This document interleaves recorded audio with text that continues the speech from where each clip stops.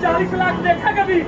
कुत्ते भिखारी देखा? देखिए दोस्तों, कैसे इस अकेले ट्रक सरदार ने सभी पुलिस वालों की पेंट गीली कर दी। जी हाँ दोस्तों, पूरी हकीकत जानकर आप हैरान हो जाएंगे। दरअसल जब यह सरदार अपना ट्रक पंजाब से बिहार लेकर जा रहा था तो रास्ते में पुलिस वाले ट्रक को रोक लेते हैं और सरदार से 2000 रुपए की रिश्वत मांगते हैं, लेकिन सरदार ने पैसे देने से साफ मना कर दिया। तो ये हरामखोर पुलिस वाले ट्रक में डंडे मार मार के सरदार का नुकसान कर देते हैं। तभी गुस्से में आकर सरदार अपनी तलवार निकाल लेते हैं और कहते हैं कि मैंने ट्रक 40 लाख का लिया है और तुम रिश्वत के भिखारी, तुम्हारी औकात भी नहीं है इसे टच करने की। तभी सरदार ने भी पुलिस वाले की गाड़ी का शीशा तोड़ दिया। दोस्तों, सरदार ने सही किया तो वीडियो को लाइक करके कमेंट में राइट लिख दो।